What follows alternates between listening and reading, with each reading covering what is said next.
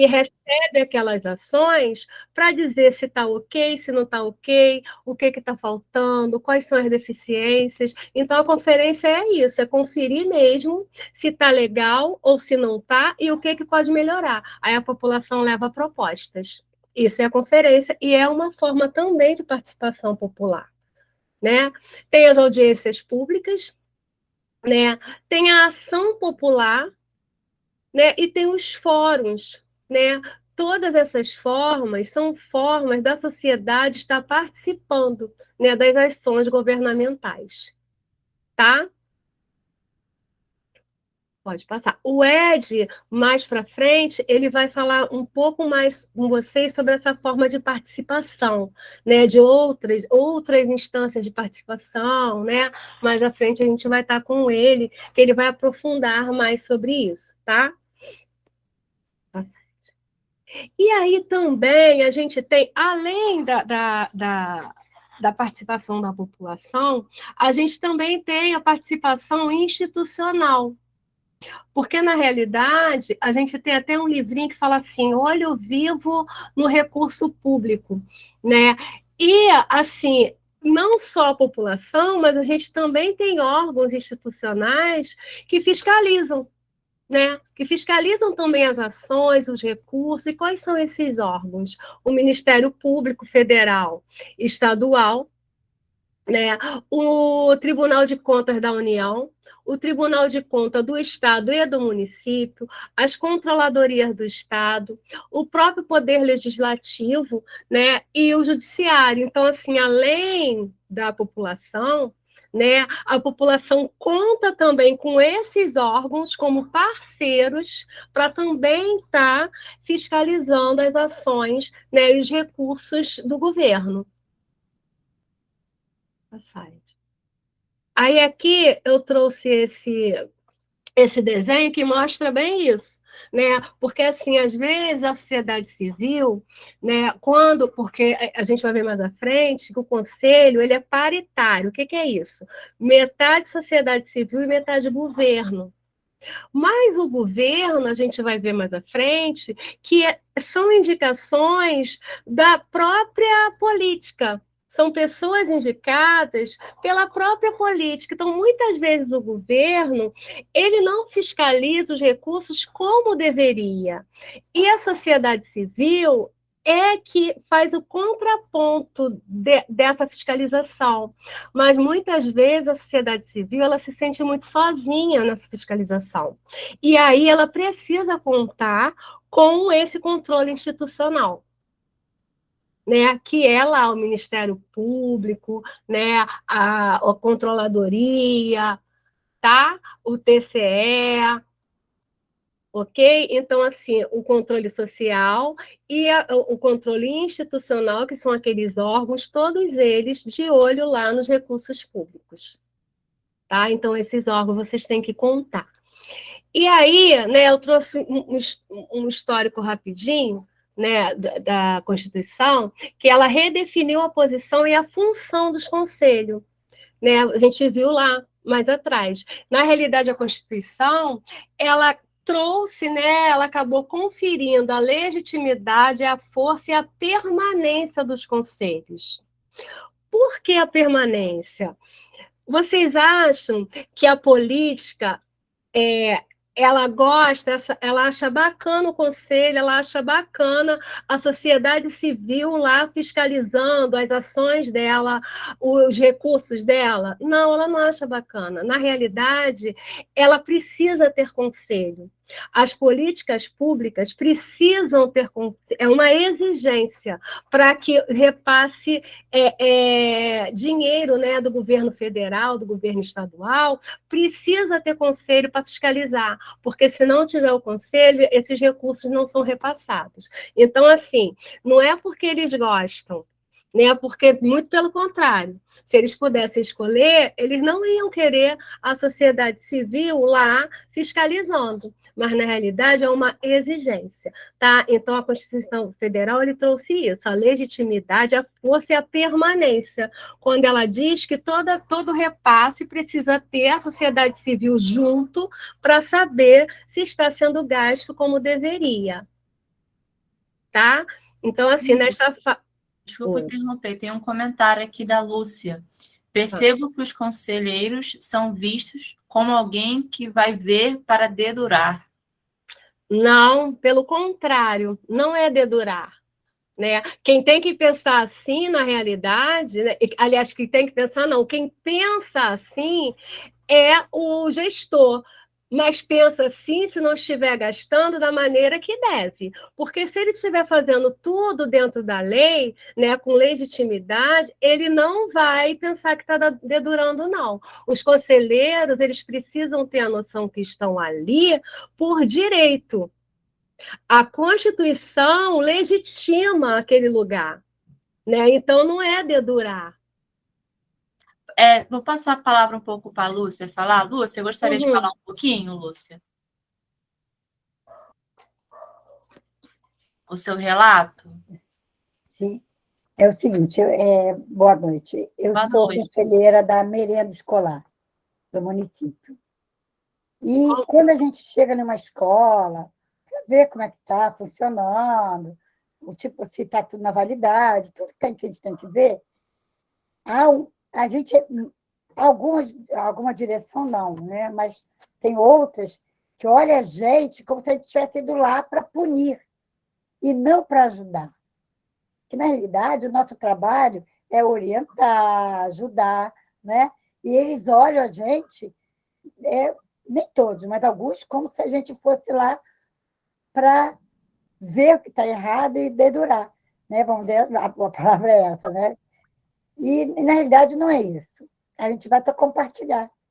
Né? Compartilhar, dividir o que está, o que não está, com as próprias merendeiras, a própria roupa delas, que às vezes não está adequada, né, para aquele ambiente, o alimento que não está armazenado direito, são essas coisas. As merendeiras não, elas até gostam, mas a escola, a direção, tem um medo quando a gente chega. Isso acontece. Isso, às vezes, acontece mais nas instituições privadas, né? Que a gente chega, assim, na realidade, o conselho ele não tem só a função de fiscalizador, como a senhora falou. Na realidade, o conselho ele tem a função também de orientar, né, de orientar para que aquele local de trabalho seja um local legal, que as coisas aconteçam da forma que tem que acontecer, né? Mas muitas vezes a gente é visto assim, apenas como fiscalizador, né? Só que assim, cabe aos conselheiros desconstruir, né, isso, né? Desculpa, aos poucos eles vão até relaxando. Essa é a primeira impressão deles com a gente. Eles não percebem que a gente vai ali até mesmo para reclamar das coisas que estão faltando para eles. Né? A gente faz o intercâmbio com a secretaria para falar, está faltando alimentação ali, está pouco para o número de alunos. Né? Tem pouca merendeira para cozinhar para tanta gente. A gente vai para auxiliar. Só que eles não olham a gente dessa maneira. Eles custam. Aí depois, são poucos que acabam, que continuam não relaxados. Mas a maioria vai relaxando, relaxando, e vê a gente como parceiro. É isso. A gente, enquanto conselheira, a gente tem que conversar, desconstruir, falar que a função ali não é somente fiscalizar, é para um bom desempenho do trabalho, né? Tá conversando mesmo, né? E está tentando levar essa tranquilidade. Em Itaguaí, a gente tem muita experiência com as instituições não governamentais. Com as governamentais, né, a gente não tem muita resistência, não. Né? Agora, com as não governamentais, muitas vezes não deixa os conselheiros entrar, tem umas questões assim, sabe? Porque acha que eles vão ser punidos, que vai mandar fechar a instituição, né? E aí a gente tenta conversar, dizer que não, que na realidade, no primeiro momento, a gente não vai fazer denúncia nenhuma, que a gente está ali para o que não estiver da maneira que deveria, a gente vai orientar, né? Porque assim, na realidade, os conselhos querem que tenham muitas instituições, né, e que elas façam, inclusive, parte do conselho, né? Porque a gente tem muita dificuldade de ter instituições que estejam legalmente, né? Com toda a documentação, quando a gente faz um fórum da sociedade civil, né, que abre vaga para as instituições vir querer participar e ter assento no conselho, a gente tem poucas. Então, assim, o nosso objetivo não é que não tenha e que feche as instituições. O nosso objetivo é que elas consigam se manter e consigam colocar todos, né, os documentos direitinho, para que a gente possa contar com uma rede. Porque elas fazem parte da rede, né? Mas é isso, mas é uma desconstrução. A gente tem que estar o tempo todo falando qual é o nosso papel, né? Que não é só fiscalizador. É verdade. Obrigada. Obrigada, Lu. E aí é que eu trouxe, né, ainda falando um pouco do histórico, que os conselhos são forma de assessoria especializada, incidindo indiretamente na administração pública. Foi o que eu falei, na realidade, nós somos uma assessoria. O conselho, a gente vai ver mais à frente, que na realidade ele faz consultoria, assessoria, né? Não é só fiscalizar. Né? E, como eu falei também, os conselhos são compostos paritariamente, né? Metade sociedade civil e metade governo, né? Porque é assim que está estabelecido, né? Que precisa ser, até para o repasse de recurso, né? Precisa ser paritário. Precisa que a sociedade civil, no mesmo número de governo, esteja compondo esses conselhos.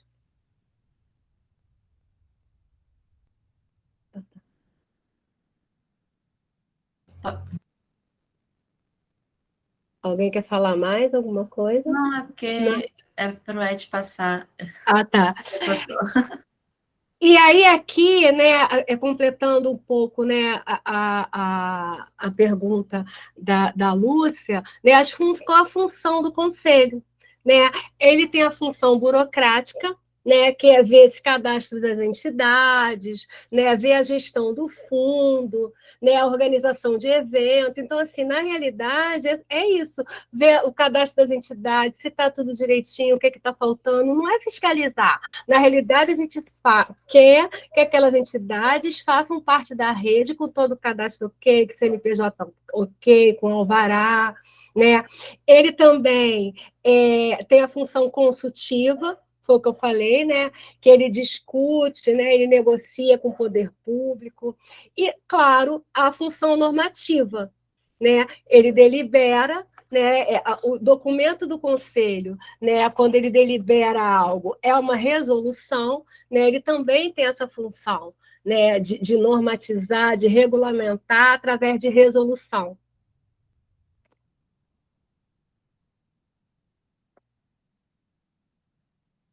Pode passar.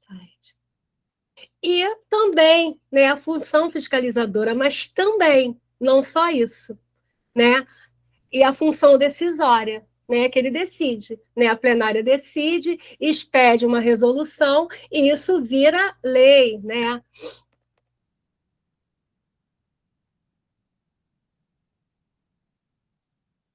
E aí, né, aqui eu trouxe o potencial transformador dos conselhos, né? Aí a gente já falou um pouco lá, né? Com o advento da Constituição, a ideia de política ele precisa ser compartilhado, né? Mas é compartilhado, né? Porque assim, o que é isso? O que é compartilhado? Será que é compartilhado só quando chega a época da gente aprovar algum documento, né? E que chegue isso lá no conselho? Né? Ou esse compartilhamento precisa ser o compartilhamento também no planejamento das políticas, né? Na realidade, o conselho ele também precisa ser chamado para o planejamento.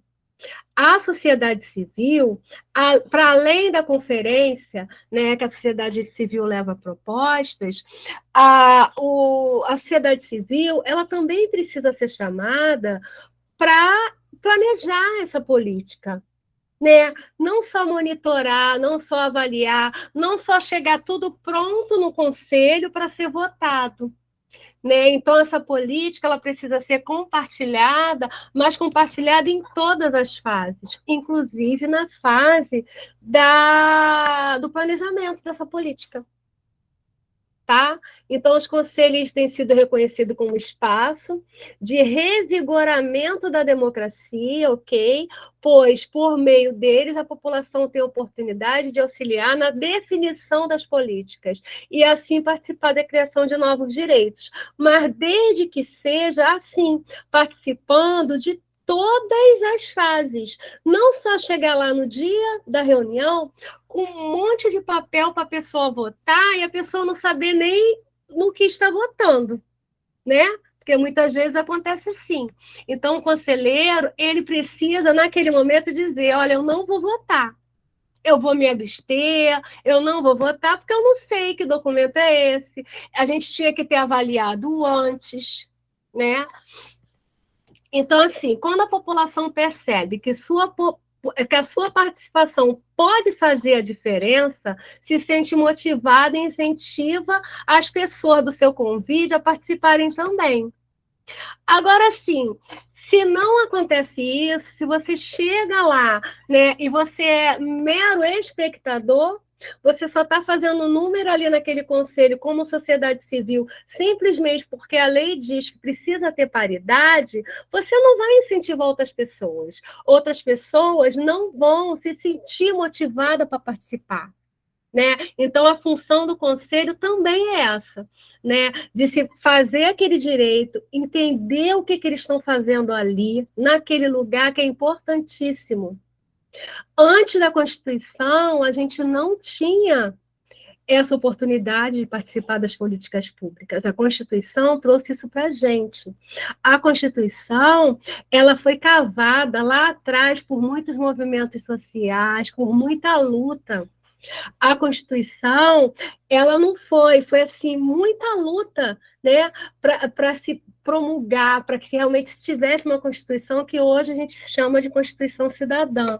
Então, assim, esse lugar, né, de participar, da população estar ali, é um lugar que a gente precisa ser valorizado e que a gente precisa entender o que a gente está fazendo ali.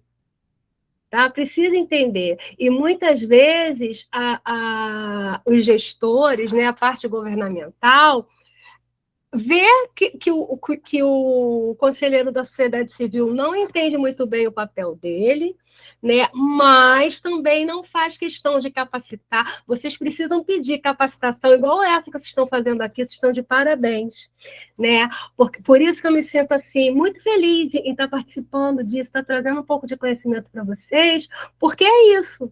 Vocês precisam se capacitar para entender qual é o papel de vocês ali, para vocês não serem meros espectadores das reuniões do conselho. Tá? Então, esse é o poder, potencial transformador dos conselhos, é isso, né? Para vocês serem esses transformadores, né, de participação de política, esses transformadores, né, dessa política, né, para que ela seja avaliada e repensada, vocês precisam entender o papel de vocês ali. Lu, né? E precisa cobrar. Fala, Rafa. Complementando, Douglas Santos complementou a sua fala, né? Uhum. Acho que as pessoas devem se sentir presentes e parte do meio para mudar algo. É isso. Complementando. Bom. E assim, vocês estão de parabéns de novo, porque assim precisa pedir, né, essas capacitações. Que, na realidade, essas capacitações precisavam partir do próprio poder público, né? Eles deveriam garantir que os conselheiros se capacitassem, mas muitas vezes os conselheiros procuram outros meios para estarem se capacitando. Tá? Então, assim, aqui eu trouxe alguns desafios, né?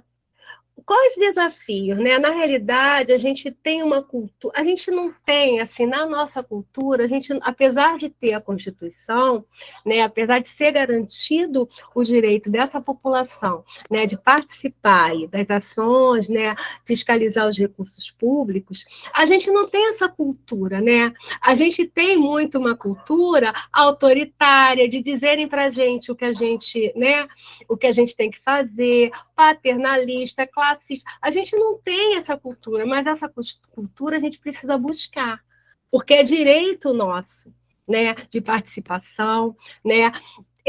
Um dos desafios também, como eu já falei, né, é a compreensão desses espaços como movimentos a serem garantidos apenas para cumprir protocolo, foi o que eu falei. Então, assim, vocês não estão lá para cumprir protocolo, vocês estão lá para dizer também que não vou votar porque não entendeu.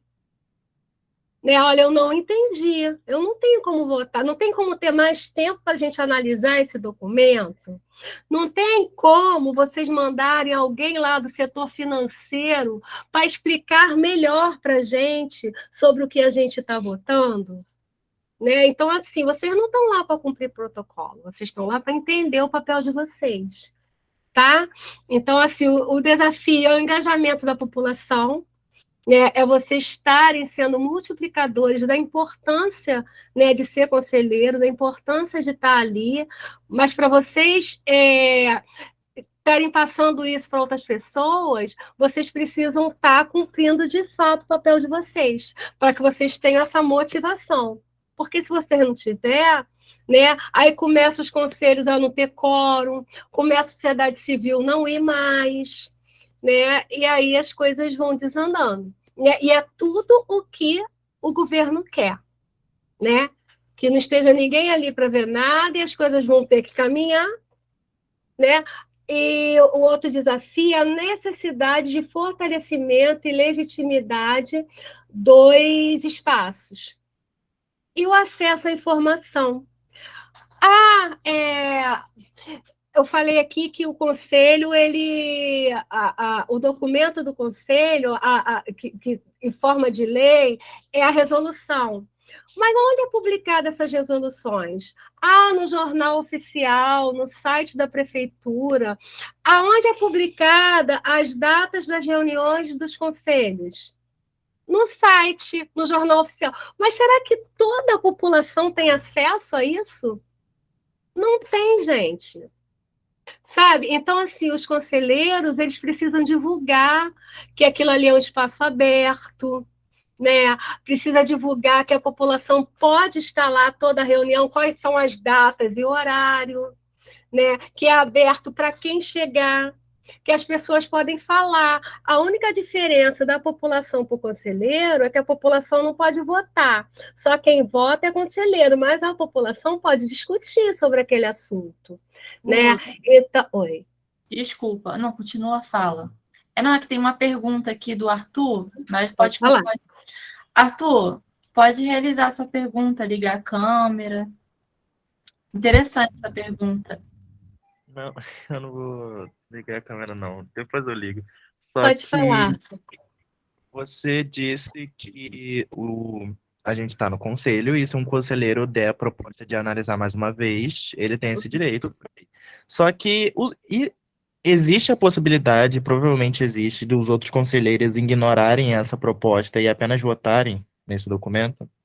Sim, porque assim, é a maioria, né? É a votação da maioria. Se apenas um conselheiro, né, da sociedade civil disser que não vai votar porque não entende, né, e se abster ou dizer que precisa colocar para a mesa votar, né, para a plenária votar, que precisa de mais tempo, que precisa entender aquele documento, e os outros conselheiros dizer que não, que está tudo entendido, ele é voto vencido. Mas a sociedade civil é metade do conselho. Então, a sociedade civil precisa estar junto nisso. Por isso que o conselho é paritário. Né? Agora, a questão, uma outra questão, é que muitas vezes a sociedade civil ela é cooptada pelo governo. O que é ser cooptado? É dever favores. O governo sei lá, facilitar algum atendimento, facilitar alguma coisa que é dever dele, mas que a sociedade civil vai ficar acha que aquilo é um favor que fez, aí fica devendo favor para o governo e não vota o contrário. Isso tudo acontece nos conselhos, gente, e vocês precisam ficar de olho. Então, assim, quando um disser que não, que precisa, os outros, pelo menos a sociedade civil, precisa estar junto, tem que votar junto. Porque um voto só vai ser vencido. Tem uma outra questão também, muito boa resposta, Lu. Uma outra questão também do Roberto. Roberto, quer que eu leia ou você gostaria de participar? Seria bom participar. Essa pergunta. Oi, Roberto. Boa noite. O microfone está desligado.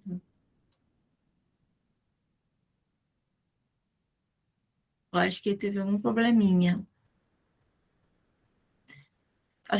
Vou ler então, tá, Lu? Tá. Então, o Roberto perguntou: houve de alguma forma a diminuição de conselhos e conselheiros desde o seu reconhecimento pela Constituição? Não tem como diminuir. Eu acredito que aumentou, né? Porque acabou Aumentou. Aumentou, sim. Porque teve mais conselhos temáticos, por exemplo. Hoje a gente tem muitos conselhos assim, conselho racial, conselho da mulher, conselho em Itaguaí, por exemplo, tem da mulher, Agora tem saúde da mulher. Tem conselho. Agora saúde da mulher. Então, assim, foi aumentando, diminuir, não. Não, porque pelo menos os conselhos ligados diretamente à política, eles precisam ter, até por conta do repasse de recurso. Esses precisam ser permanentes. E foram surgindo outros temáticos. Tem conselhos que eu nem sabia da existência, né? É muito conselho, São muitos. Uhum. Consigo te responder, Roberto? Sim, a Alessandra Azevedo colocou aqui, perguntando se existem conselhos fixos. Sim, são os conselhos que a política precisa ter para que tenha o repasse de recurso. Então, esses precisam, porque se não existir esse conselho, não tem repasse de recurso para a política. Para a implementação dos projetos, né? Sim.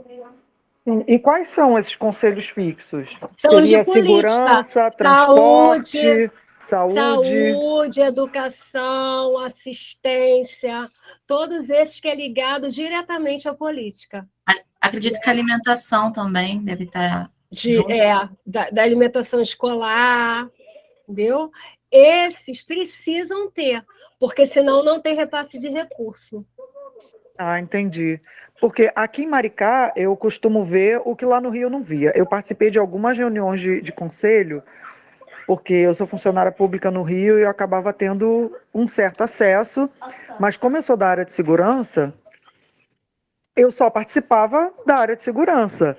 E muito assim, Barra e Zona Sul, né? Que é onde as pessoas, a sociedade civil realmente se mobiliza para ter os seus direitos garantidos, vamos dizer assim.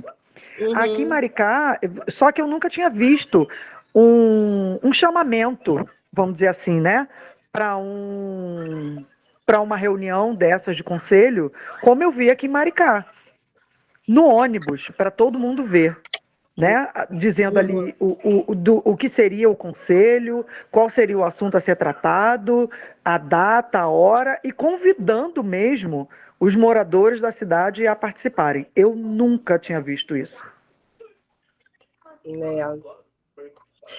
Assim, por território, às vezes a gente tem territórios que têm mais participação, né? Porque tem a ver com a questão da informação, né? Que é esse próximo slide, que é a condição para o exercício do controle social. Na realidade, quanto mais a pessoa tem informação sobre as políticas públicas existentes, né, dos direitos dela, né, nesses espaços de participação, mais elas vão cobrar essas garantias, mais elas vão estar nesses conselhos, né? Então, isso aí tem muito a ver com isso, né? Então, isso muda muito de um território para o outro, tá? E aqui, o papel do governo nas condições desse exercício, na realidade, o governo ele precisa reconhecer, né, o papel da sociedade civil na gestão, investimento na criação de canais de participação em instrumentos de democracia, esses canais, né, para chamamento, né, a garantia da estrutura e funcionamento adequado desses espaços, né, porque, na realidade, a infraestrutura dos conselhos é a política que esse conselho está ligado, que precisa dar. Né? Então, assim, às vezes a gente não tem um computador adequado, a gente não tem telefone, fica com o telefone cortado, não tem internet. Então, assim, para que se garanta essa participação, precisa ter, né, o papel do governo, né, fortalecendo esses espaços. Pode passar, Ed. Aí aqui as referências que eu utilizei, tá? E o próximo slide é o meu e-mail, caso vocês queiram mandar algum e-mail, tá bom? Parabéns, Lu. Muito Obrigada. bom. Lu, compartilha o slide, por favor, para eu colocar na pasta do curso. Ah, tá no teu zap. Ah, tá bem. Vou colocar Tá? aqui. Obrigada. Tá. Olá, pessoal. Vamos passar para uma segunda parte, então. Eu não vou trabalhar com vocês com uma apresentação. Na verdade, o que eu proponho fazer, a gente tem uma dinâmica. Tem cerca de 40 pessoas aqui presentes, né? Uma das coisas que eu vou fazer inicialmente é passar para vocês uma referência. Esse curso a gente vai mais fazer um bate-papo, né? Então, vai fazer uma apresentação, falar sobre alguns temas conceituais e teóricos, e eu acho que é importante também vocês terem uma referência de consulta. Então, baseado no nosso tema de hoje, e pautando aí, né, tipo, na aula que a Lucimar deu, eu queria passar para vocês uma referência também, certo? A referência que a Lu passou, deixa eu até colocar ela aqui de novo na tela, rapidinho, só para vocês relembrarem. Certo? Aqui na referência que a Lu passou, certo? A gente tem alguns trabalhos que são artigos, né? Trabalhos que foram publicados com uma referência mais da pesquisa, né? Do que se pesquisou e se debateu sobre democratização de espaço, sobre conselhos gestores, sobre a institucionalização, né, dessa participação nos conselhos municipais. E a Lu deixou aqui, ó, duas referências que são muito interessantes. Certo? Uma é sobre o controle social na saúde, né, que é uma das áreas que ela atua, e a outra é essa referência aqui da revista Fórum, Como Democratizar a Democracia, que fala um pouco sobre o papel da participação social, né, e da ocupação dos espaços democráticos. Eu vou passar mais uma referência para vocês, certo? Que é uma referência do capítulo de um livro chamado 20 anos da Constituição Cidadã, Avaliação e Desafios da Seguridade Social. Certo? Eu vou colocar aqui, está no chat para vocês, o link, certo? Que é uma publicação do IPEA. Vocês clicarem nesse link, vai direto para o PDF. E eu vou colocar esse PDF aqui na tela, só para a gente fazer, né, passar rapidamente, né, o olho nessa publicação, que apesar de ser um capítulo de livro, né, uma publicação, ele tem uma linguagem bem acessível, ou seja, algo que pode ser para o entendimento de todas as pessoas sobre todo esse processo que a Lu comentou, certo? E de como essa participação social, né, essa democratização dos espaços é algo necessário, né, na nossa vida cotidiana como cidadão. Então, se vocês quiserem acompanhar, né, é só clicar nesse link aí para poder acessar, certo? E eu vou compartilhar aqui com vocês rapidinho, certo? Para que a gente passe bem rápido naquilo que fala nesse livro. que responde também algumas dúvidas, né?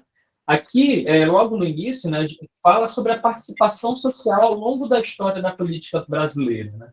Então, vai falar sobre os processos de perda de direitos, sobre a necessidade de garantir certos direitos, no momento em que os direitos sociais, né, eles eram regulados diretamente pelo Estado, e não existia uma participação, né, para se fazer esse controle social, como a Lu falou.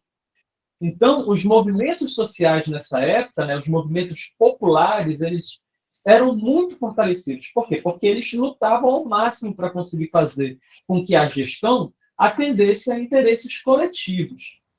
Certo? E aí surgiram diversos movimentos, né, que muitos são atacados hoje, como a CUT em relação ao direito do trabalhador, o MST em relação à reforma agrária, né, ao direito à terra para a produção de alimentos, entre outros movimentos, né, que se formaram, principalmente nessa década de 70 e 80, para buscar, né, a garantia de direitos efetivos para a população. E a gente teve uma grande virada, né, que foi a Constituição de 88. E eu não vou me repetir naquilo que a Lu falou, né, mas eu vou citar alguns pontos, né, da carta do Ulisses Guimarães, quando ele presidiu a Assembleia Nacional Constituinte, certo? Pela presença, pois diariamente cerca de 10 mil postulantes, pessoas, frequentaram livremente as 11 entradas do enorme complexo arquitetônico do parlamento, ou seja, lá aquele complexo de Brasília, né? Na procura dos gabinetes, comissões, galerias e salões. Há, portanto, representativo e oxigenado sopro de gente, de rua, de praça de favela, de fábrica, de trabalhadores, de cozinheiras, de menores carentes, de índios, de poceiros, de empresários, de estudantes, de aposentados, de servidores civis e militares, atestando a contemporaneidade e a autenticidade social do texto, que ora passa a vigorar. Esse trecho do discurso do Ulisses Guimarães, certo? Pode ter uma linguagem rebuscada, né? Ele fala umas palavras difíceis, mas o que ele quer dizer tinha mais de 10 mil pessoas no Congresso para validar a Carta Constituinte, que criou a Constituição de 88. Por isso ela é chamada de uma Constituição cidadã. Tinha muita gente. Imagina, a gente tem na Câmara, sei lá quantos, uns 400 deputados, sei lá, uns 80 senadores, não sei exatamente qual é o número. Imagina essas pessoas cercadas de 10 mil pessoas. Certo? Chegando lá e dizendo, olha, a gente precisa constituir uma carta que garanta direitos cidadãos, da cidadania, né, das pessoas. E isso se deu através da participação popular. E aí eu vou citar esse outro texto. Ó. É o clarim da sabedoria popular e direta, tocando no umbral da Constituição. Palavra difícil, né? Mas é a sabedoria do povo, é a demanda popular, né? Tocando ali, dizendo, olha, a Constituição tem que ter isso, para ordenar o avanço no campo das necessidades sociais. O povo passou a ter a iniciativa de leis. Mais do que isso, o povo é o superlegislador, habilitado a rejeitar pelo referendo projetos aprovados pelo parlamento.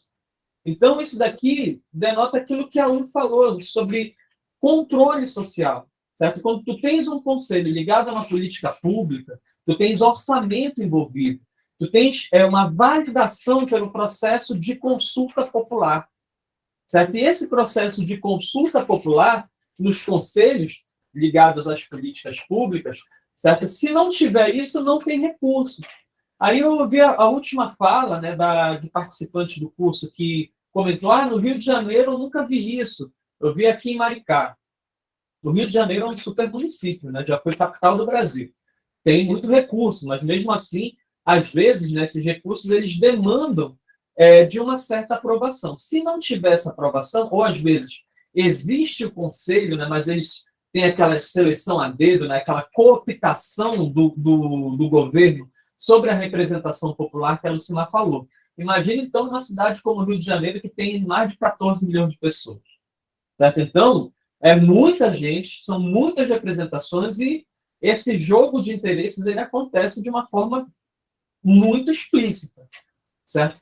E, às vezes, as pessoas escondem um pouco mais, certo? A possibilidade de participar nesses espaços para poder ter um controle maior dos seus grupos políticos, né, dentro da aprovação dessas propostas de uso de orçamento, de como a gente vai direcionar uma política pública. E isso acontece numa cidade como Rio de Janeiro.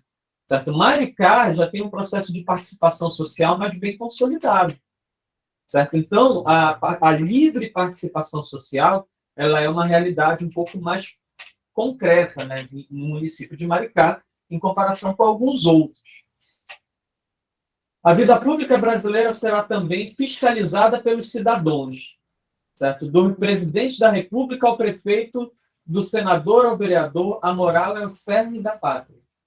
O que fala isso? Esse papel de fiscalização é um direito conquistado. Quando alguém falou, tipo, não, mas eu faço a fiscalização da merenda escolar, certo? Se não tivesse essa fiscalização, a gente poderia ter processos, por exemplo, de alimentação infantil, como a gente viu acontecer na pandemia, certo? E não só na pandemia, com possível risco, certo? Em relação à manutenção da segurança alimentar desses alunos, desses estudantes.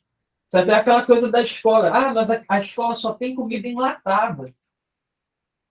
Olha só, cheio de programas sociais aí de aquisição de alimento, da agricultura familiar, que são alimentos que são saudáveis, certo? Muitos deles de uma produção agroecológica, orgânica, e aí a gente vê a prefeitura comprando comida enlatada para as crianças, certo? Comprando só refresco daqueles de saquinho, né? Que suco da vida.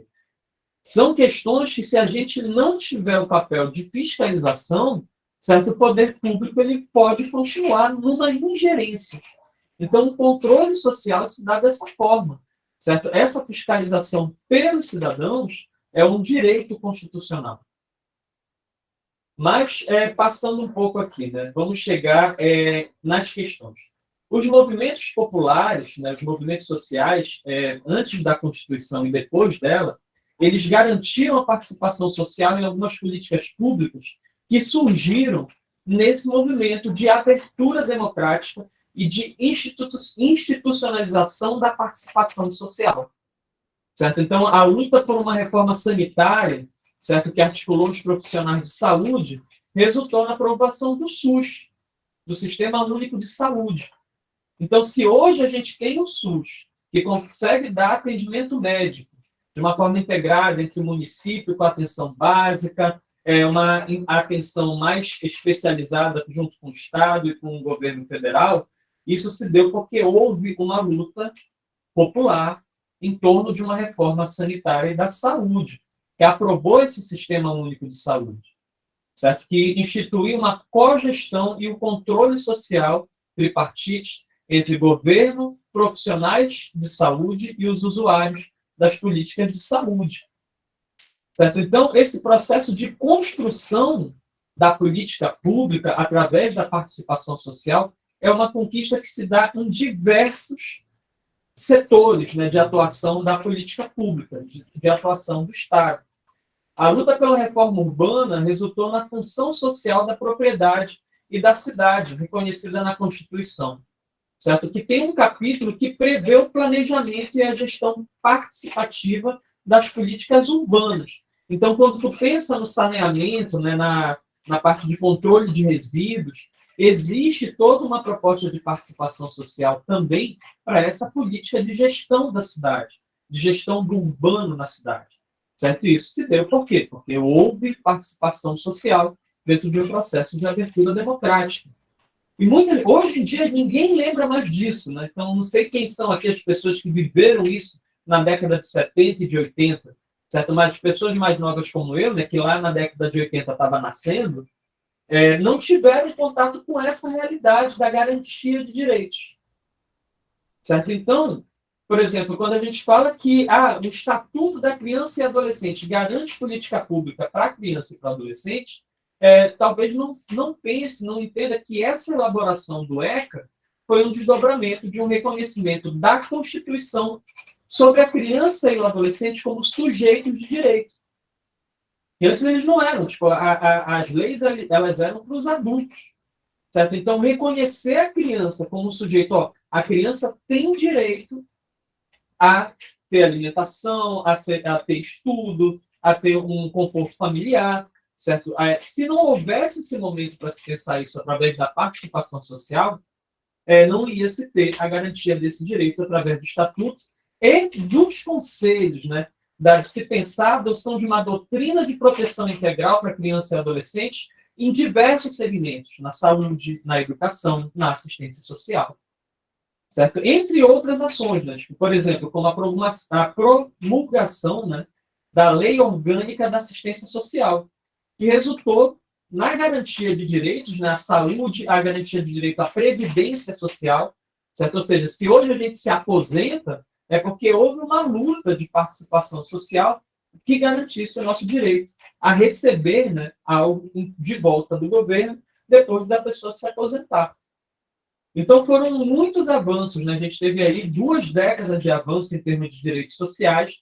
Hoje, a gente está numa situação política, né, muito conturbada no Brasil, certo? Que muitos desses direitos eles acabaram sendo um pouco que deixados de lado ou até mesmo negados, certo? Mas os mecanismos de controle social, seja aqueles da sociedade ou os mecanismos de controle institucional, como o Ministério Público, né, as controladorias, que são órgãos de controle do Estado, certo? Do município, do Estado, do governo federal, que atuam, né, para ver a aplicação correta das leis, eles ainda têm esse papel de fiscalizar, certo? Mesmo no contexto um tanto antidemocrático que a gente vive hoje.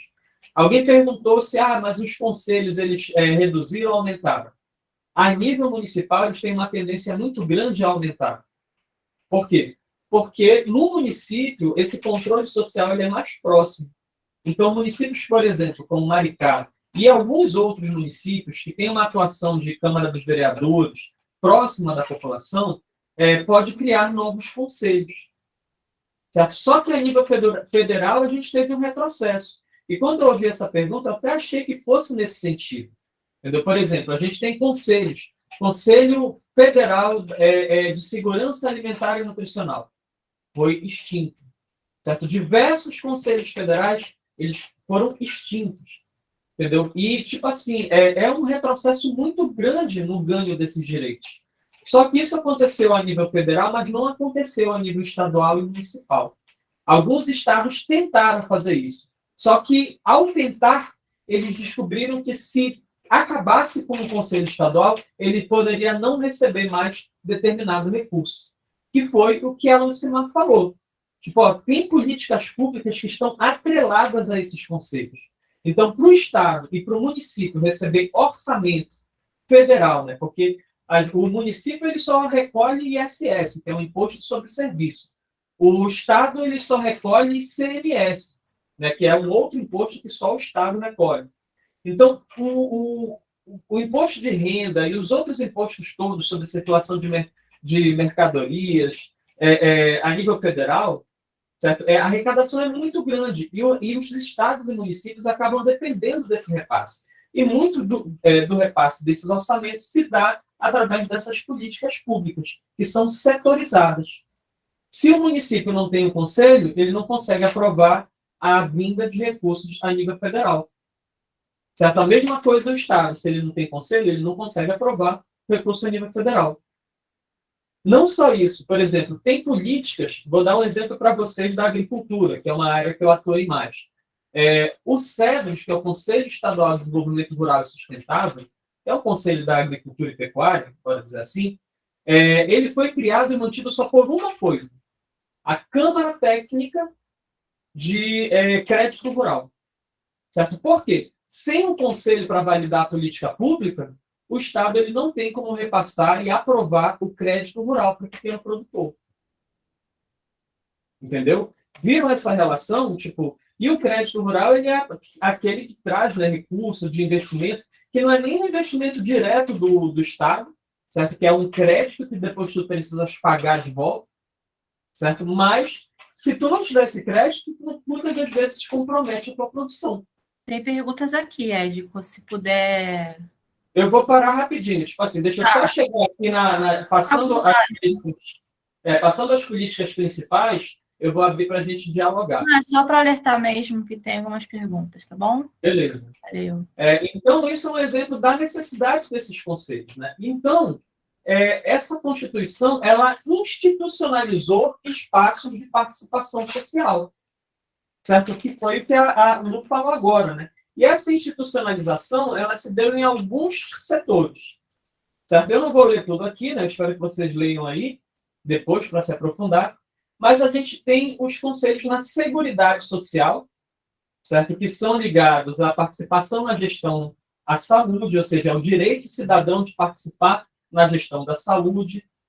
A gente tem o papel do Conselho Nacional de Saúde, né, ligado a essa política, e que perpassa por todas as outras esferas. Aí, para a gente começar a aprofundar, né, sobre esses espaços de participação social, a gente tem as conferências que ela comentou. A conferência ela acontece a nível municipal. O município ele faz a sua conferência, define algumas questões, depois a gente vai bater papo sobre isso, elege delegados que vão levar as questões locais para o Estado. O Estado ele vai eleger delegados para levar para a Conferência Nacional, para que tenha representação do local, do estadual, né, do regional, digamos assim, até o nacional, sobre aquela determinada questão. Então, a política pública ela se constrói a partir da participação social, que foi regularizada pela Constituição nessas conferências, certo? Do pequeno até chegar no federal. Entendeu? Através dessa eleição dos delegados e de como pensar essa política pública. E eu estou fazendo essa retrospectiva do que a Lu comentou, para depois dessa parte a gente falar sobre os novos espaços de organização social. Certo? Então, que a Lu também chegou a comentar um pouco, né? A gente vai especificar. O direito de participação na gestão da Previdência Social, que aí a gente vai pensar nos fundos, né? Como é que faz essa gestão desses fundos que pagam a aposentadoria das pessoas, né? Que trabalham com um orçamento, né, de seguridade social, para poder institucionalizar essa previdência. Né? E muitos falam que dá prejuízo para o Estado, mas, pelo contrário, dá superávit. Certo? Mas, enfim, né, a tentativa de desinstitucionalizar, certo? De descriar esse direito, muitas das vezes leva a gente a pensar que é uma política que não, digamos assim, que só dá prejuízo, mas pelo contrário. Certo? Os fundos de previdência social, eles geram dividendos, eles aumentam a arrecadação. Por quê? Porque eles estão ali acumulando recursos. Certo? E esse recurso ele rende juros, certo? Que vão se acumulando, justamente para poder manter o pagamento dessas aposentadorias, né? Dando um exemplo. A previdência não envolve só a aposentadoria.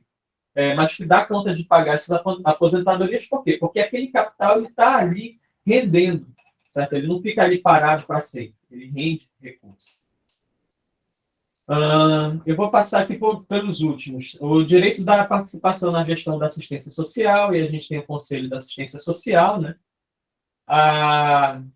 Aqui tem alguns temas, né, da assistência social, que aí vai desdobrar naquilo que a Lu falou, que entra já um pouco mais nessa minha área dos novos espaços, né, que são a institucionalização desses novos espaços. Cada município, certo? A gente tem assim um princípio de como pensar o orçamento para a garantia de política pública.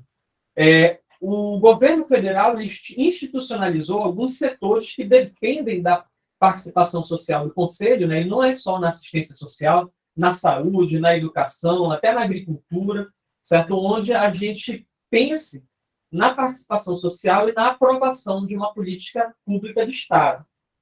Certo? Que vai ser implementada e que precisa ter uma resposta do poder público. Né?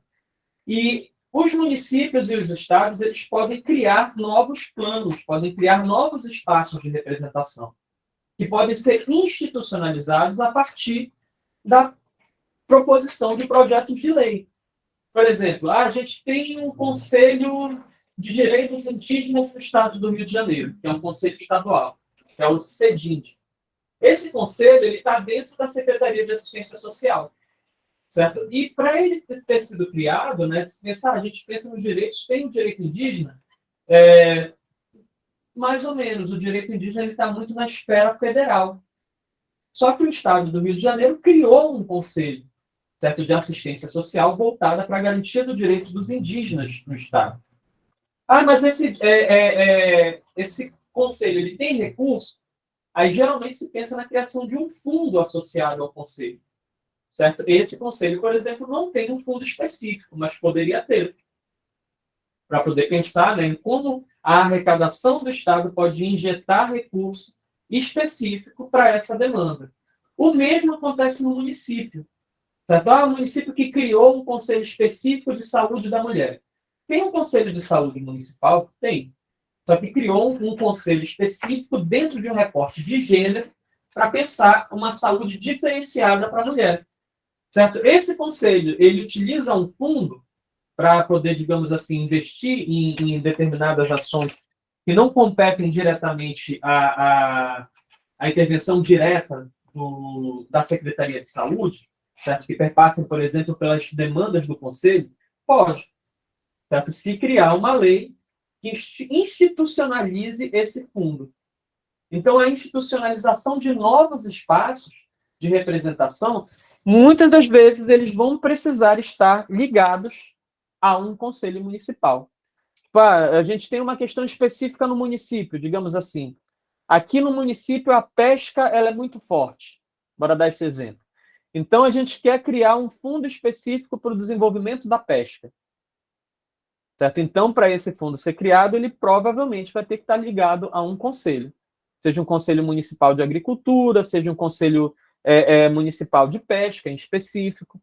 Certo? Para quê? Para que se dê a participação social sobre o planejamento da política pública, certo? Que vai gerir esse fundo, ou o controle social através da fiscalização do uso desse recurso. Então, há a possibilidade de institucionalizar novos espaços de representação, certo? A partir das demandas locais. E aí, né, como respondendo um pouco das perguntas que tiveram, é possível criar novos espaços e a tendência é eles se multiplicarem. Sim, a partir do momento em que a participação social ela traga essa demanda para os gestores e para os legisladores do município. Certo? Porque muitas das vezes pode ser criado por um decreto. Certo? Que o prefeito, no caso, né, estabelece por decreto a criação de um determinado espaço de representação, um conselho. Mas quando envolve orçamento, tem que ser através da Câmara de Vereadores. Certo? Então, o vereador ele tem que fazer o projeto de lei para institucionalizar um fundo, por exemplo, certo? Que seja específico. Um outro exemplo, o Fundo Municipal de Cultura.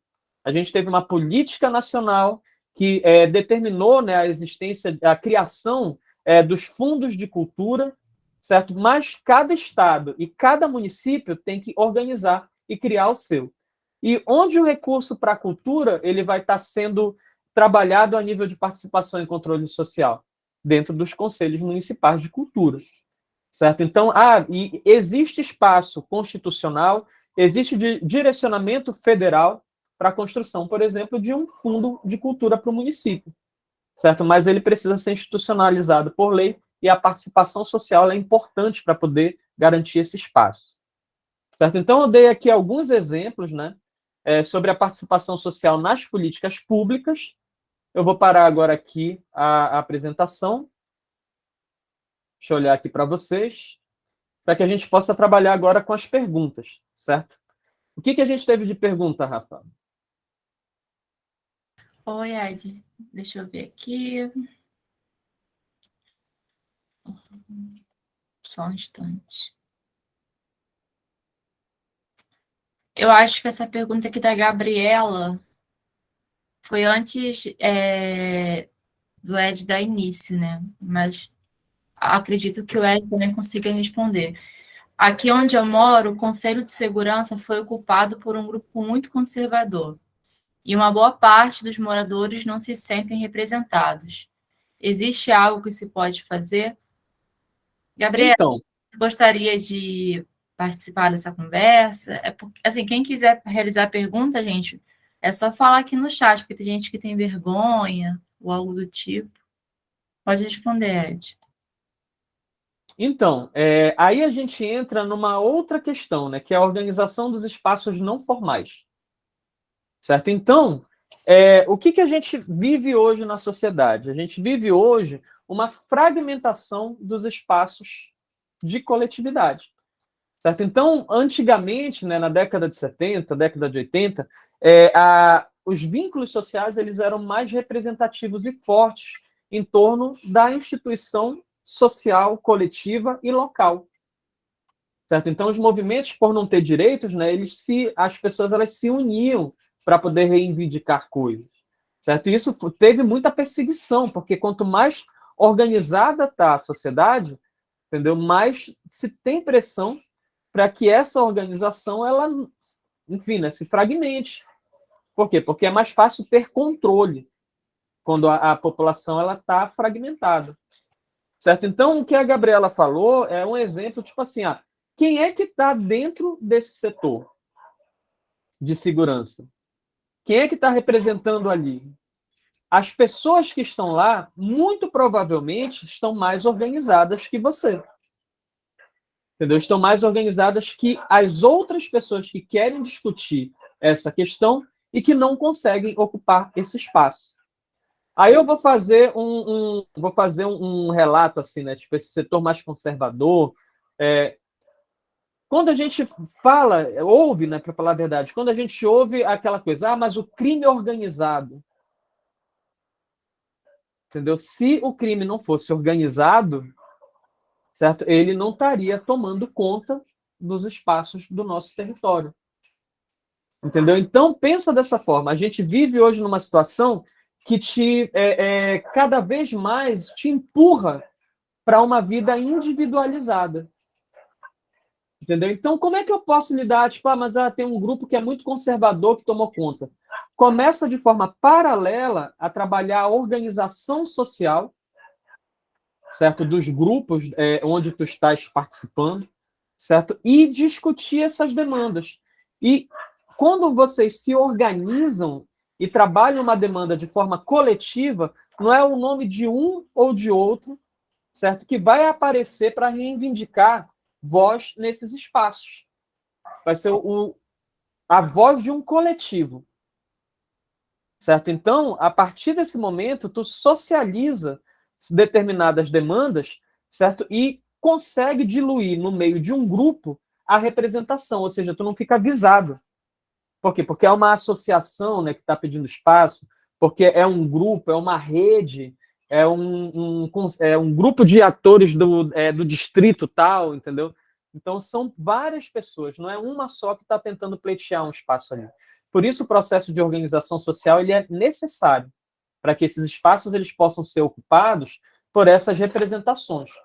Então, existe um movimento anterior, certo, para que possa se ocupar esses espaços, que é a organização. Então, precisa ter associação, seja uma associação de morador, seja um grupo comunitário, que possa se organizar e a representação para ocupar esse espaço venha deles. Certo? E eles requerirem isso no nome de uma coletividade. Porque se for só um, acontece o que tu falou, né? Essa dificuldade e até medo, né, de participar dentro dessas representações. Ela levantou a mão, tu pode falar aí. Ela levantou a mão. Uhum. Gabriela, pode falar. Olá, boa noite, tudo bem? Aqui existe a Associação de Moradores, inclusive o Conselho de Segurança aqui, ele era mais democrático, foi democrático durante um tempo, e aí aconteceu algo no meio da pandemia, né, e que essa associação conservadores, Conselho Conservador, ele já existiu antes, né, só que aí teve eleição e tudo mais, tudo muito democrático. E aí, no meio da pandemia, numa reviravolta, esse mesmo grupo acabou voltando. E, enfim, com outras demandas, a Associação de Moradores deixou um pouco de lado, porque aqui a gente está passando por um processo de correr o risco de ficar sem barcas e tal, e a gente mora numa ilha. E aí tá meio assim, né? O Conselho de Segurança tá um pouco de lado, mas é muito estranho, porque o que deveria ser a voz de todos, né, vira como se fosse um clube da Luluzinha e de incômodos de coisas, assim, muito cidade de interior, né? O Conselho de Segurança é muito maior. E a gente fica um pouco com as mãos atadas, sabe? Assim, sem ter o que fazer. Mas você deixou bem claro, assim, as possibilidades. Ajudou bastante.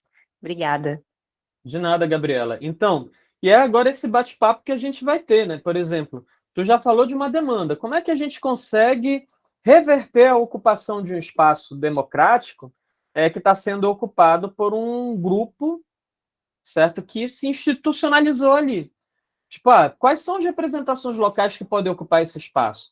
Como você, que está vendo essa questão, pode ocupar um espaço de representação, certo? Através da organização social. Mas todas as instituições locais estão cooptadas.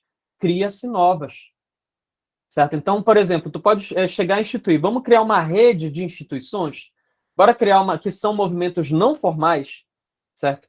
Então, vamos criar uma rede das mães, uma rede das escolas, certo? Para poder discutir essa questão. E a partir do momento que tu cria novos espaços de discussão da coisa pública, certo? Vai acontecer aquilo que a Lucimar falou. Tu vai estar ocupando um espaço de fórum, certo? Então, por exemplo, bora falar sobre criação de espaços formais e criação de espaços não formais. Tu tens um conselho, e aquele conselho precisa discutir de forma mais aprofundada uma questão. A representação, né, a participação social pode requerer a criação de uma câmara técnica. Pode requerer a criação de um espaço de fórum para poder discutir aquela questão. Eu vou dar um exemplo bem prático. Hoje eu estava na Conferência Municipal dos Direitos da Criança e Adolescente aqui em Seropédica. Certo? E a gente viu que estávamos na 11ª conferência e os participantes, né, que teve muita gente, primeiro dia chegou a ter quase 100 pessoas, certo? Hoje, no segundo dia, deu mais 80. Muita gente se perguntou o que se fez nas outras 10 conferências, que nunca ninguém ficou sabendo, certo? O que as pessoas discutiram ali? Como é que eles aprovaram as coisas? Entendeu? Então, uma das questões que foi tirada ali foi a gente precisa ter um fórum permanente do direito da criança e adolescente. E isso foi aprovado. Entendeu? Então, isso da conferência vai ser levada para o conselho e o conselho vai ter que instituir um fórum permanente de discussão, né, sobre questões relacionadas ao direito da criança e adolescente. Certo? Então, nesse movimento, a participação social garantiu que não se fale sobre direito da criança e adolescente só durante a conferência municipal. Então, ficou estabelecida uma proposta ali que esse fórum permanente do município, ligado ao Conselho da Criança e Adolescente, ele faça reunião de 3 em 3 meses. Ou seja, 4 reuniões durante o ano para se pensar as questões relacionadas à criança e adolescente no município. Para que ano que vem, quando tiver uma nova conferência, certo, as pessoas já estejam cientes do que vão discutir. Estava todo mundo perdido nesses 2 dias de reunião aqui em Seropédica, certo? Mas eles viram a potencialidade da participação social e a necessidade de instituir, né, de institucionalizar um novo espaço de representação, que foi esse fórum permanente, certo? Que aí, quando chegar no ano que vem, que tiver LDO, que é Lei de Diretriz Orçamentária do Município, que a gente precisa se apropriar. Todo mundo que faz parte de conselho precisa estar ciente do que é uma LDO, certo? Que geralmente ocorre ali no meado do ano, que aí o Poder Executivo vai enviar as demandas de orçamento para serem aprovadas para o exercício do próximo ano.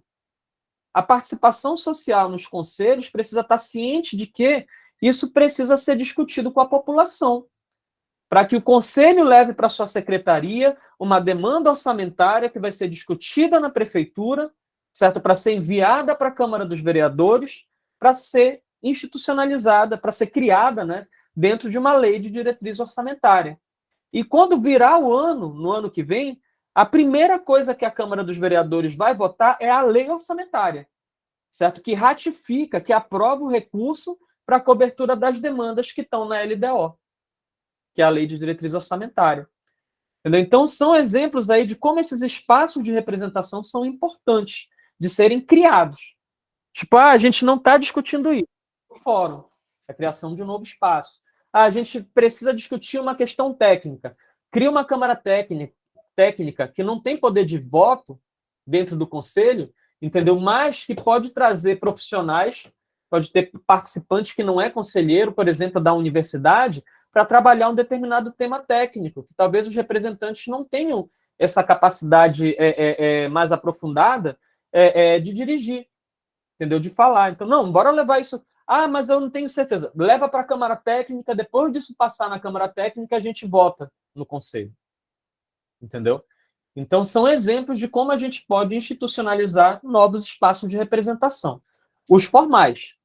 Os não formais, o nosso programa, eu, a Lu, a Rafa, que estamos aqui com vocês fazendo essa formação, a gente participa de um programa, né, de um grupo de pesquisa, que é de ensino, pesquisa e extensão, que é o PEPEDIT, né, em desenvolvimento territorial e política pública.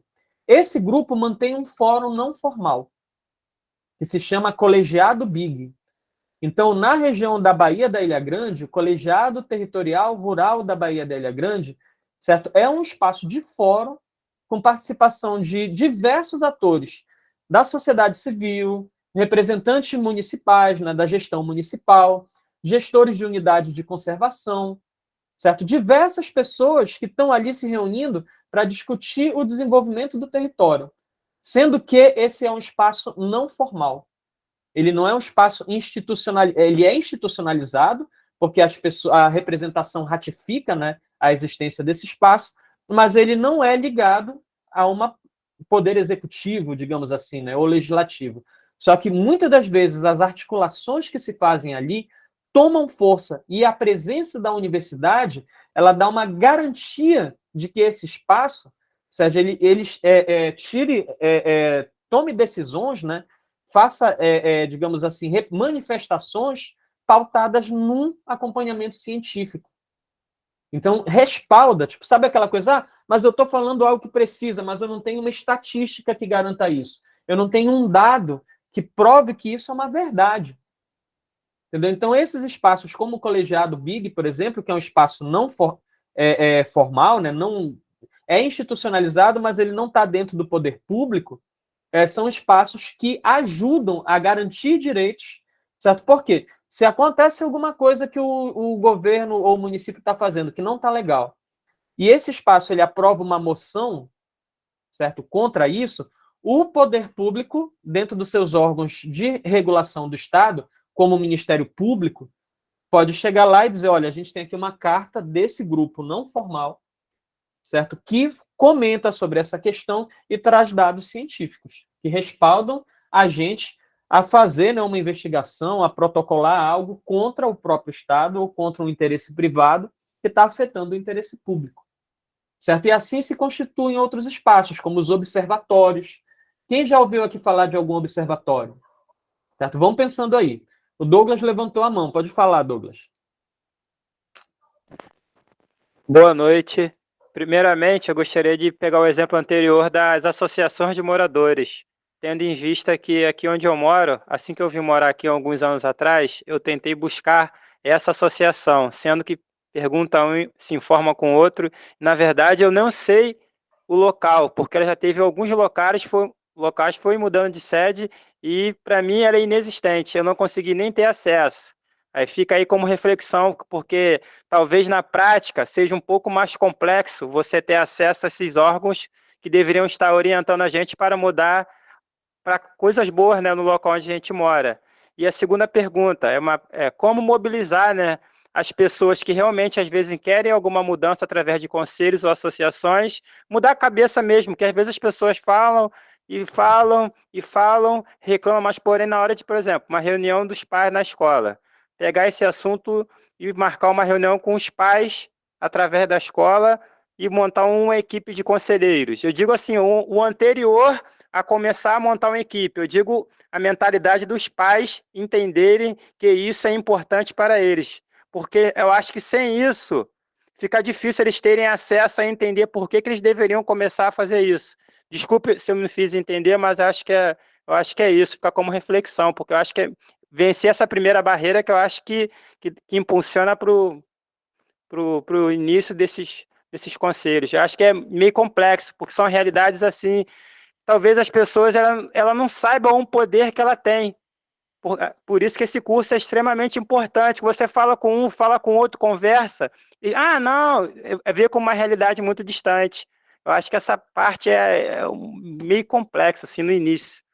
Mas essa é a minha pergunta, e fica talvez como reflexão. Aí entra um pouco na mesma coisa que a Gabriela falou. Por exemplo, se tu tens um espaço de representação social que ele está cooptado, certo? Ou ele está sendo ocupado por pessoas que têm interesses que não são interesses coletivos, é importante que a organização social ela se dê, certo? Entre outros segmentos. Por exemplo, mas só quem está ali são pessoas, sei lá, ligadas a um grupo muito conservador, por exemplo, de familiares de policiais, certo? No da segurança, na seguridade, né? Ou então, mas ali tem um grupo muito fechado com um vereador tal, entendeu? Então, quando isso acontece, mobilizar os espaços não formais é importante. Por exemplo, o Douglas comentou sobre a questão escolar, né? Como é que eu faço para mobilizar os pais? Muito antigamente, a gente tinha mais preocupação, certo? E mais tempo para poder estar presente na vida da educação dos filhos. Exatamente. E desculpe até te interromper. Pode falar. Exatamente, desculpa. Eu vejo um distanciamento dos pais muito grande. Porque, não, botou na escola, tá ótimo. Mas, poxa vida, como assim? Eu era pequeno, eu lembro que as crianças, eu como criança entrava na escola, antes de tocar o sinal, a gente brincava um pouco, tinha inspetor, tinha coordenador. Hoje em dia você não pode entrar com a criança antes de tocar o sinal, a criança fica na rua, não tem contato com uma outra criança. Aí já entra já na hora, vamos estudar, não tá tendo nem recreio, criança pequena. Aí como é que a criança vai socializar com outra criança? E atividade.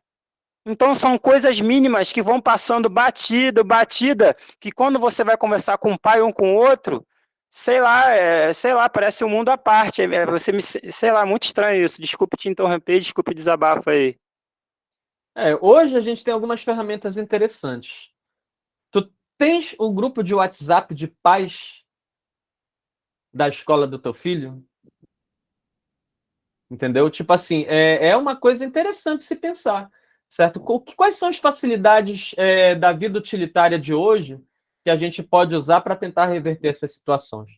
De repente, o grupo de WhatsApp daí da localidade, por exemplo, tem uma função social mais prestativa do que o conselho, de repente, um conselho comunitário.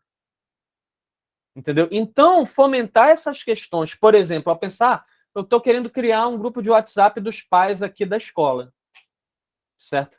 Da quinta série, certo? Ou então, do ensino fundamental, do ensino médio, entendeu? Talvez tenha uma efetividade para poder se pensar em determinadas questões de uma forma mais acessível do que através de um conselho, né, de educação. Entendeu? Então, institucionalizar esses espaços não formais, eles podem se dar, por exemplo, através da criação de um grupo de WhatsApp. Entendeu? Eu morei, por exemplo, por algum tempo na Lapa, lá no Rio de Janeiro, né? Ali no centro. E lá tinha um grupo, tipo, o grupo de moradores do centro do Rio de Janeiro.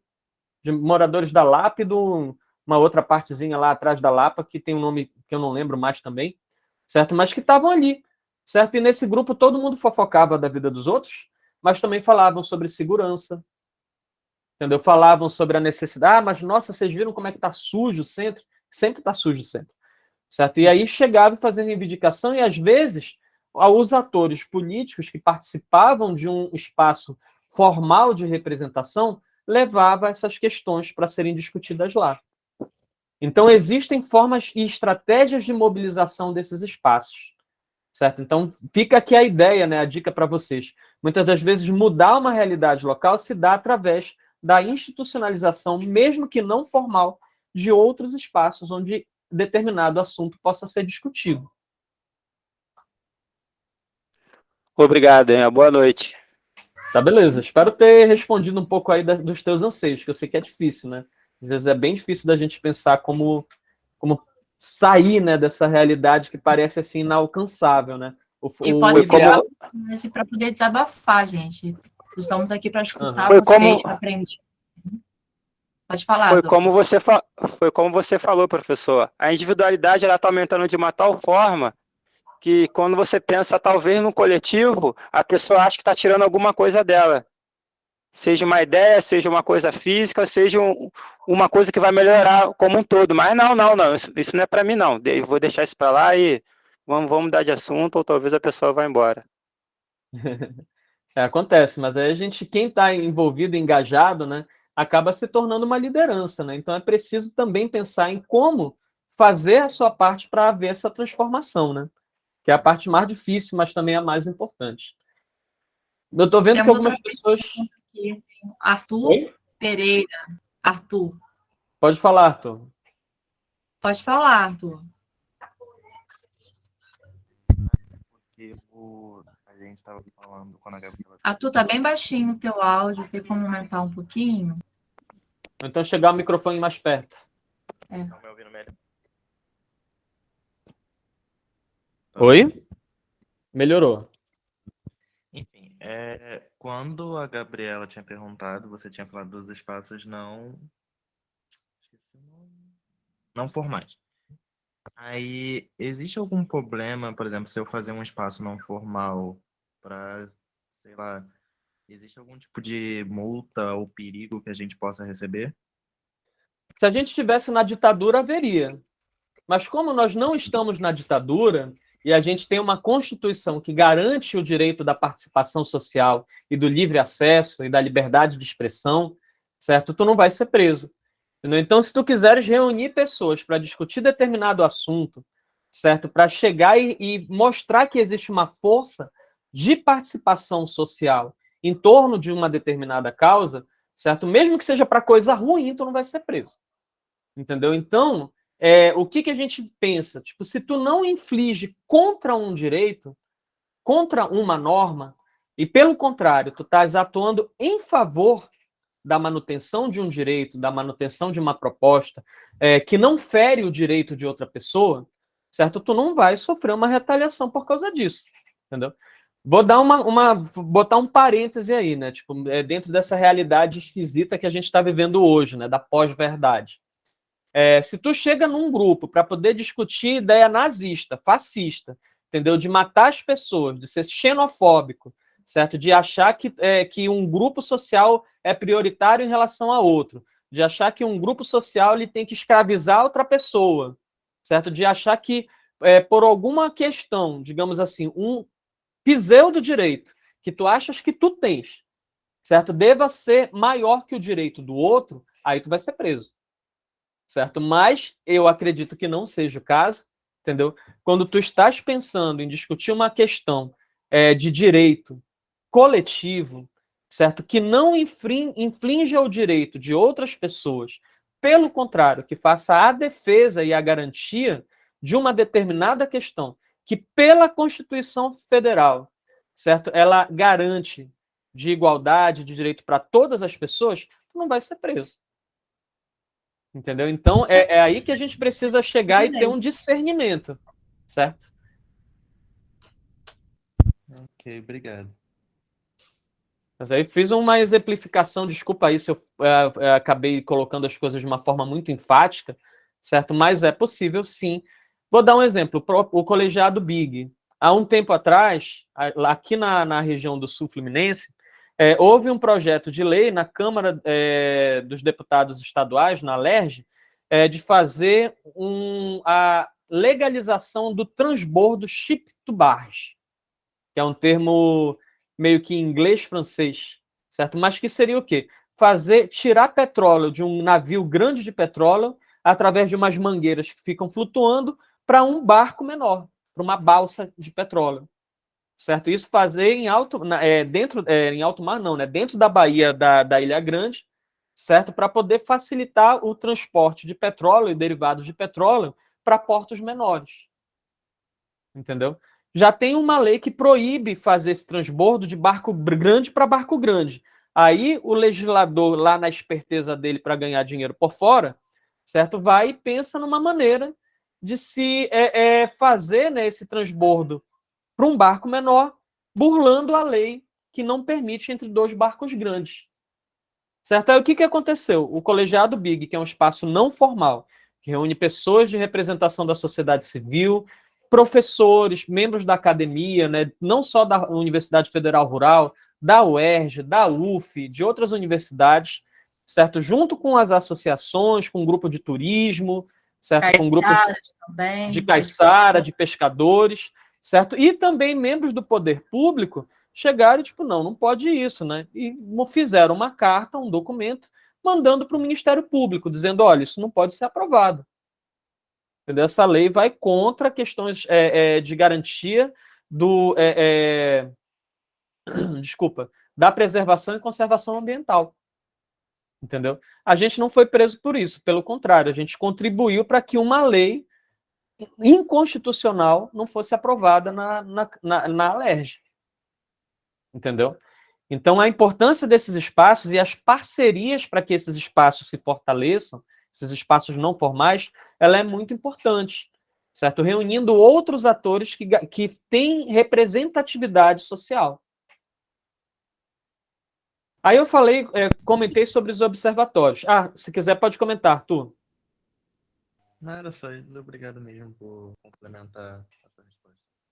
Tá, beleza. E aí eu comentei sobre os observatórios. Eu não sei se vocês conhecem algum observatório, certo? Os observatórios, eles são um meio não formal de controle social. Por quê? Os observatórios, por exemplo, eles podem ser criados por uma instituição até mesmo governamental, tipo, o governo chega e cria um observatório, sei lá, de política pública aplicada, certo? Mas, geralmente, esses observatórios, eles são criados pela sociedade civil, por organizações da sociedade civil, certo? Ou mesmo por associações privadas.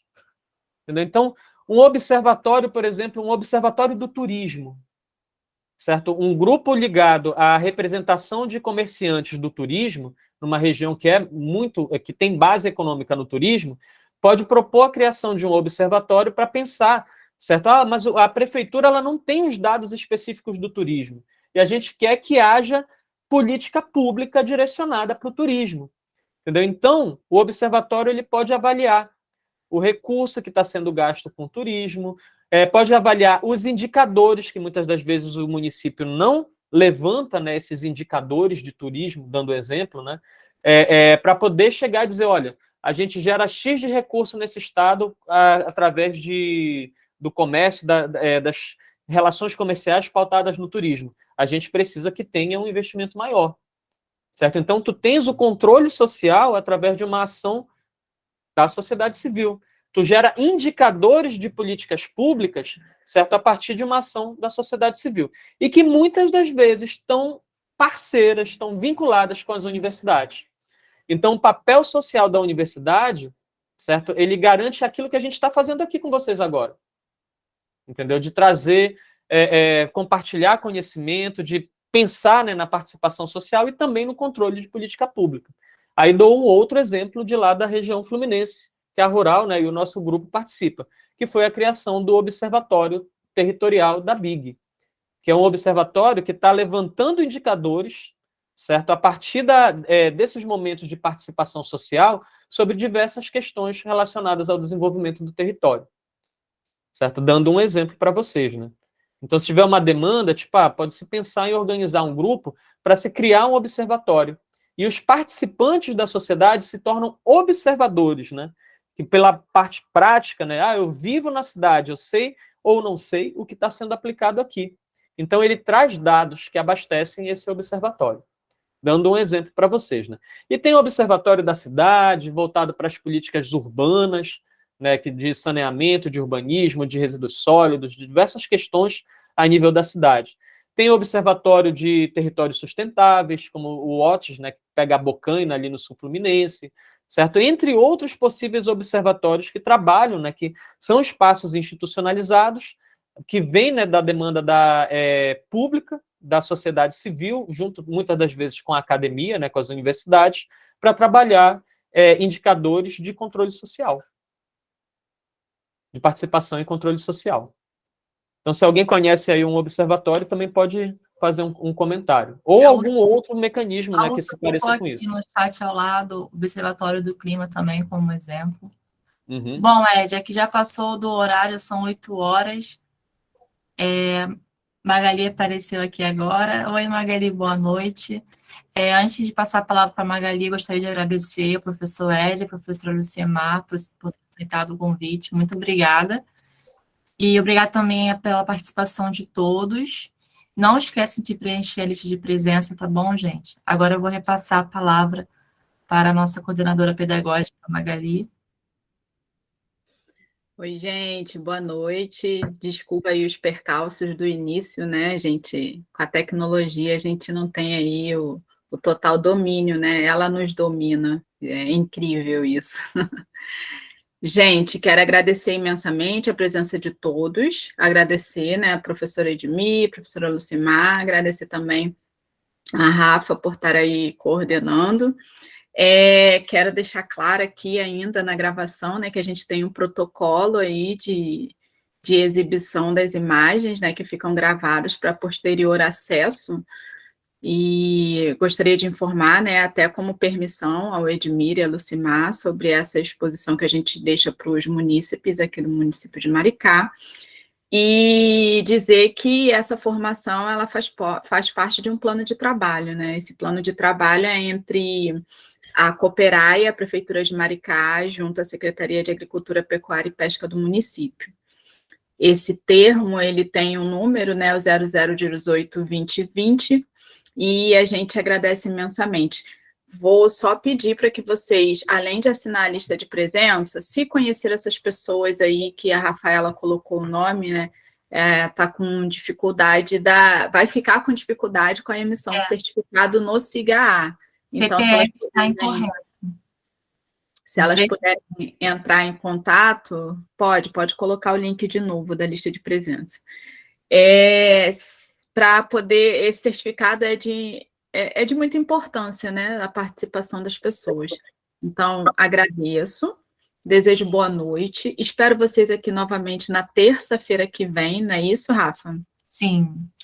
Que é o dia 11 de outubro, com a aula de experiências de conselhos em redes intermunicipais, vai ser com o professor Márcio Viana, não é isso? Correto. E a gente agradece imensamente, novamente, tá bom, gente? Obrigada, abraços agroecológicos para todos, que nós possamos cada dia mais aí juntinho, tá bom, gente? Boa noite. Tirou a foto? Não, vou tirar uma foto. Pensei que já tinha tirado, abri minha câmera. Não, todo mundo abrindo a câmera aí. Vamos, gente, aparecer, tudo muito bonito, aparecer lá no Instagram do Cooperar. Tá linda, Alessandra, tá bom assim já. Posso tirar, gente? 1, 2, Lúcia. Arthur, vamos aparecer, Arthur, também? Tem um A aqui aparecendo, ó. Aparece, Arthur, vale ponto. Vale ponto, gente, vale 2 pontos. Lá, 2, 3 e... Foi. Obrigada, Magali, obrigada, Ed, obrigada, Lu, obrigada a todos. E até a próxima terça-feira, gente. Um abraço, fique com Deus. Obrigada, Roberto. Vocês mataram nós, Magali. Matamos, não. Tava boa a oficina, não tava? Maravilhosa. Já coloquei minhas mudinhas de amora na água. Isso. Nossa, assim, cheia de possibilidades, né? A cabeça fervilhando. Avisa seu José que a bananeira já está na terra, hein? Maravilha! Fica com Deus. Valeu. Legal que vocês gostaram, pessoal. Espero que o curso contribua bacana aí com vocês. Obrigada, Edmir. Muito. Com certeza, muito.